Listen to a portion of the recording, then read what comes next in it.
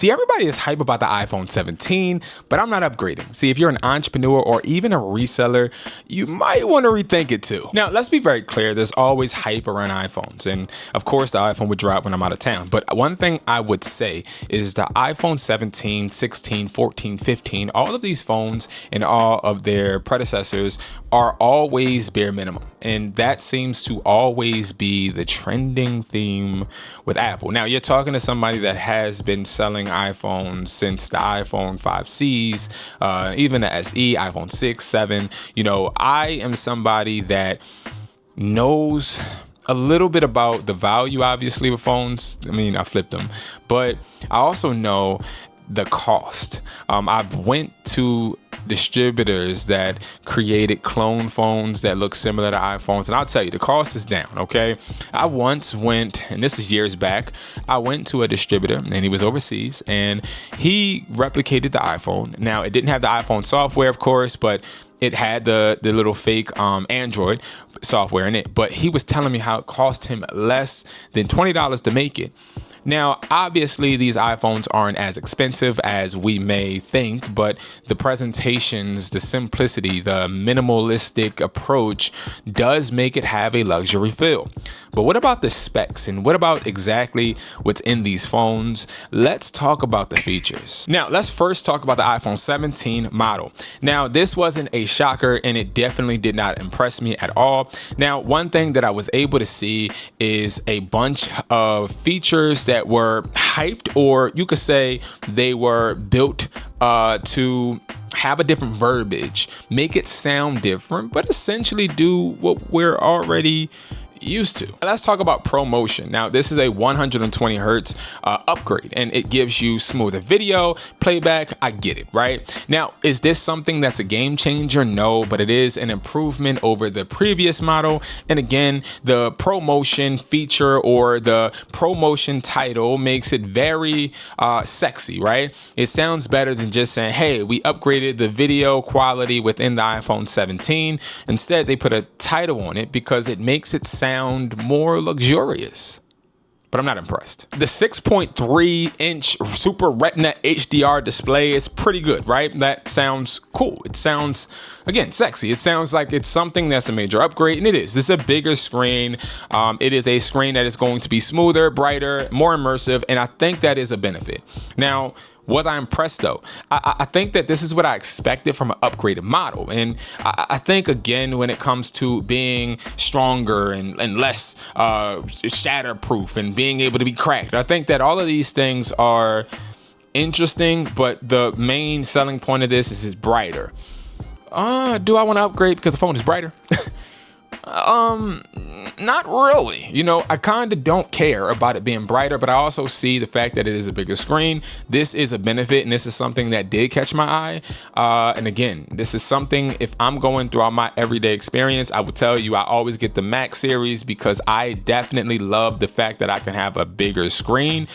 So this made me anticipate that the Pro model was going to be even more better and jam-packed with features than what I was expecting. Now, another thing that we're talking about was the fact that they made the screen 3 times, I believe. Let me look. I think 3 times better to be scratch proof. That was interesting, right? Because again, the scratch proof feature is something we all love, right?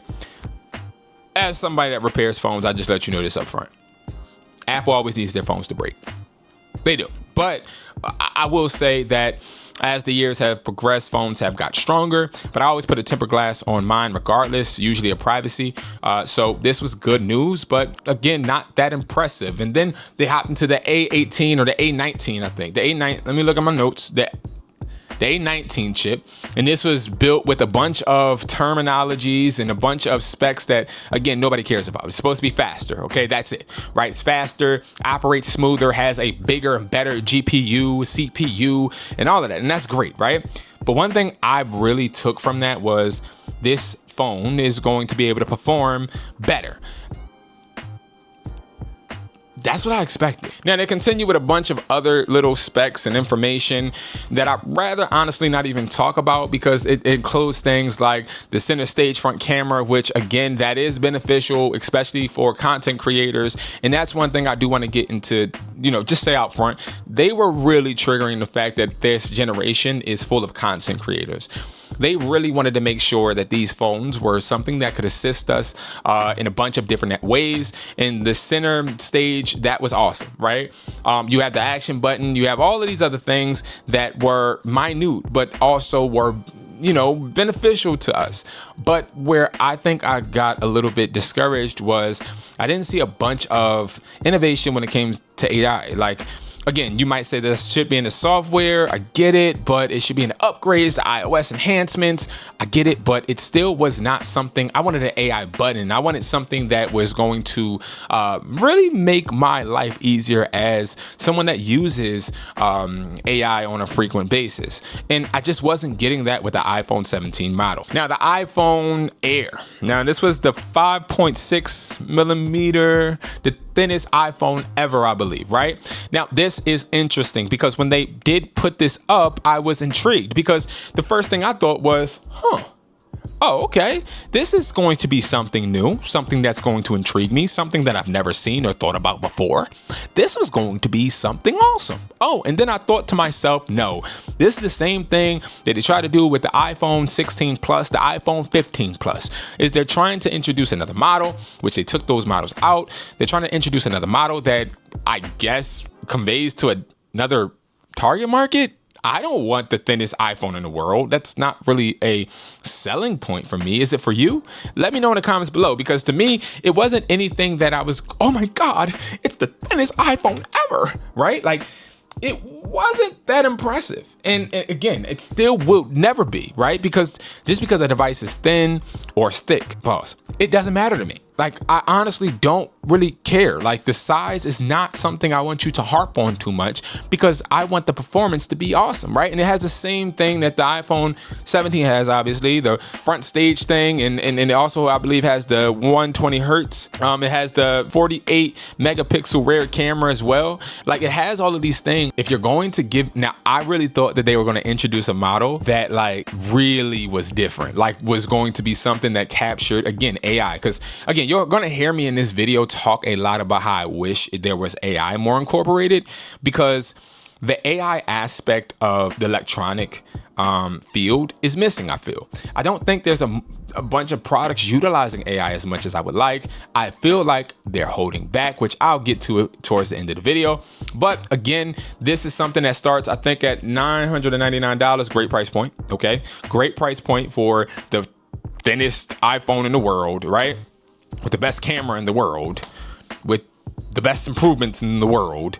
But again, is this only a model you're pushing out to us because you wanted to give us a model that looked advanced but gave us the same bare minimum upgrades? Okay, and then we had the iPhone 17 Pro and 17 Pro Max. Now, this was interesting because these models were, I liked them. I liked the way they looked. I love the cosmic orange one. Oh my goodness, that would be the one I would get, right? It was beautiful, right? The other colors, great, but the cosmic orange, my goodness, beautiful.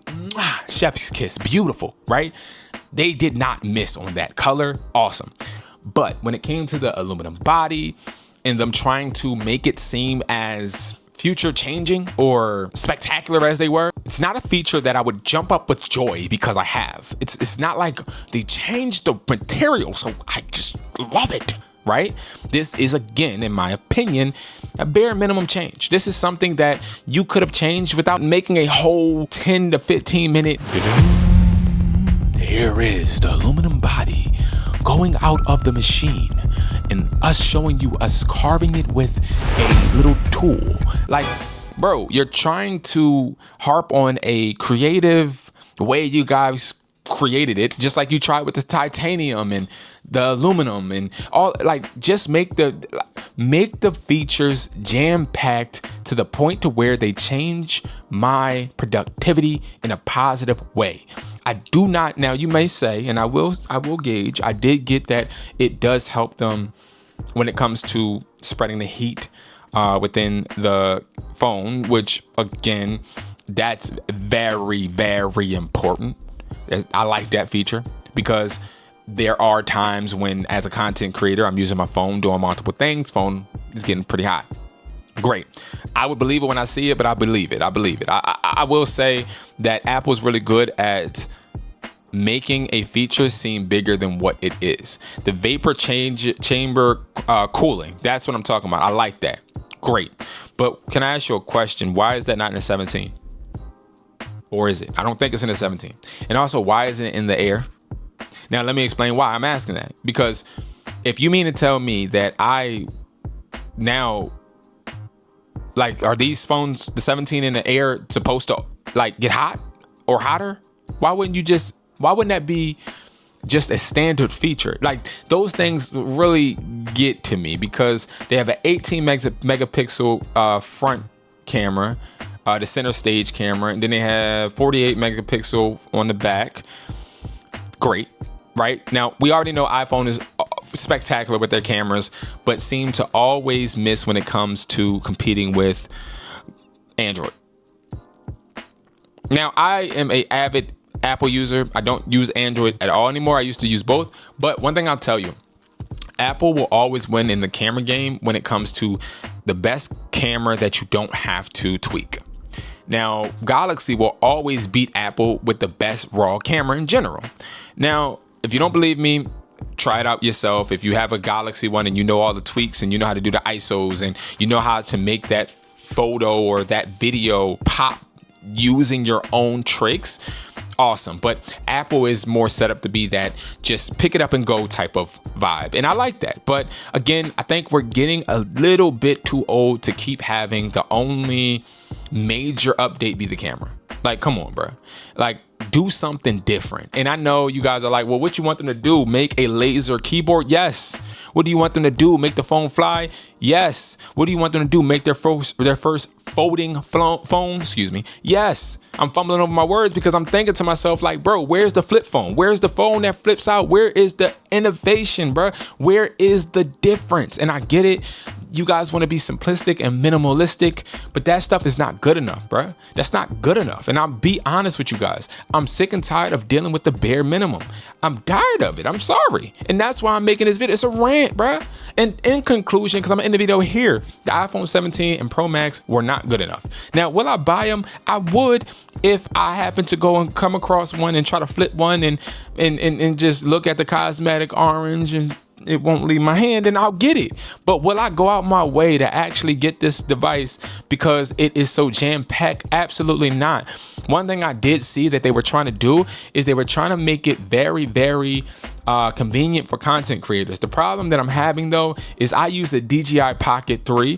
I use a camera for a bunch of different aspects of my content creation. I don't tend to really use phones anymore, right?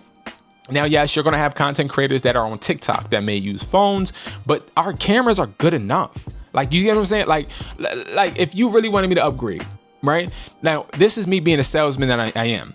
If you really wanted me to upgrade, I'm going to be honest. The camera's good enough that I have. So tell me how you're going to override that objection. Oh, well, it's a 48 megapixel with a cooling system that does this, that, and the third. Bro, that's not enough for me. My camera's good enough. Why would I spend any more money on a camera when my camera's good enough, bro? I'm already making some bread. Why do I need to upgrade to a camera that is a small percentage better?